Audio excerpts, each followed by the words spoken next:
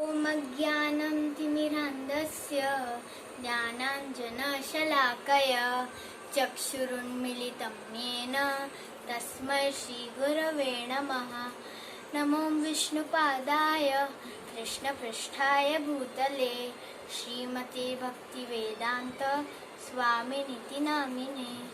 नमस्ते सरस्वते देवे गौरवाणी प्रचारिणे निर्विशेष शून्यवादी पाश्चात्यदेशतारिणे। जय श्री कृष्ण चैतन्य प्रभु नित्यानंद श्री अद्वैत गदाधर श्रीवासादि गौर भक्तवृंद। हरे कृष्णा कृष्णा कृष्णा हरे हरे, हरे Ram Ram Ram Hare Hare. Today I am going to recite shlokas from the 5 main themes of Bhagavad Gita: Jivatma, Prakriti, Kal, Karma and Ishvara.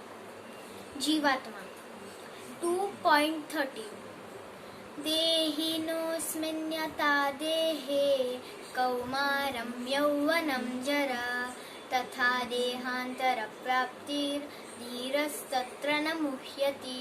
Translation: As the embodied soul continuously passes in this body from boyhood to youth to old age, the soul similarly passes to another body at death. A sober person is not bewildered by such a change. 15.7 ममैवांशो जीवलोके जीवभूत सनातनः मनः षष्ठानि इन्द्रियाणि प्रकृति स्थानि कर्षति. Translation: The living entities in this conditioned world are my eternal fragmental parts. Due to conditioned life, they are struggling very hard with the 6 senses, which include the mind. 2.22 वासांसि जीर्णानि यथा विहाय नवानि गृह्णाति नरोपराणि तथा शरीराणि विहाय जीर्णानि अन्यानि संयाति नवानि देहि. Translation: As a person puts on new garments, giving up the old ones, similarly, the soul accepts new material bodies, giving up the old and useless ones. Second topic: Prakriti 7.4 Bhumirapo nalo vayuh kham mano buddhirev cha ahankara iti yamme vinna prakritir ashtada. Translation: Earth, water, fire, air, ether, mind, intelligence and false ego. Altogether, these 8 constitute my separated material energies. 7.14 Daivi hesha gunamayi mama maya duratyaya mameva ye prapadyante mayam etam tarantite. Translation: The divine energy of mind, consisting of the 3 modes of material nature, is difficult to overcome, but those who have surrendered unto me can easily cross beyond it. 13.22 Purusha prakrithistho hi bhukte prakriti jan gunan karanam guna sangosya sadasadyoni janmasu. Translation: The living entity in material nature thus follows the ways of life, enjoying the 3 modes of nature. This is due to his association with that material nature. Thus he meets with good and evil among various species. Third topic: Kala 8.17 सहस्रयुग पर्यन्तम् अहर्यत् ब्रह्मणो विदुः रात्रिं युग सहस्रान्तां तेहोरात्र विदो जनाः. Translation: By human calculation,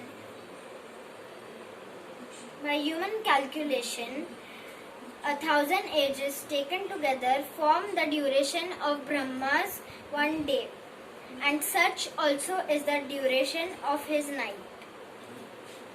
8.5 अंतकाले च मामेव स्मरन् मुक्त्वा कलेवरं यः प्रयाति समद्भावं याति नास्त्यत्र संशयः.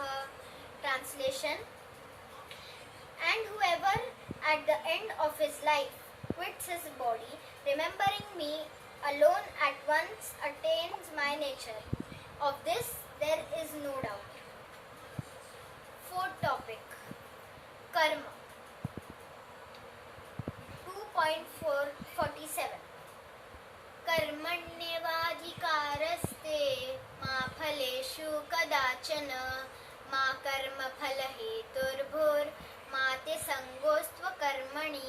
Translation: You have a right to perform your prescribed duty, but you are not entitled to the fruits of action. Never consider yourself the cause of the results of your activities, and never be attached to not doing your duty. 3.9 यज्ञार्थात् कर्मणोऽन्यत्र लोकोऽयं कर्मबन्धन तदर्थं कर्म Kaunteya मुक्तसङ्गः समाचर. Translation: Work done as a sacrifice for Vishnu has to be performed, otherwise work causes bondage in this material world.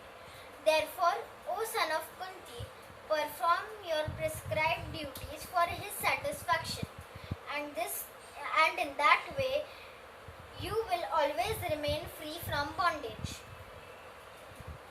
Fifth topic: Ishvara. 10.8 Aham sarvasya prabhavo matah sarvam pravartate iti matva bhajante mam buddha bhava samanvitaha. Translation: I am the source of all spiritual and material worlds. Everything emanates from me. The wise who perfectly know this engage in my devotional service and worship me with all their hearts. 8.66 Sarvadharman parityajya mamekam sharanam vraja aham tvam sarva papebhyo mokshayishyami ma shuchah. Translation: Abandon all varieties of religion and just surrender unto me. I shall deliver you from all sinful reactions. Do not fear. Hare Krishna, Krishna Krishna, Hare Hare, Hare Rama, Rama Rama, Hare Hare. Srila Prabhupada ki Jai.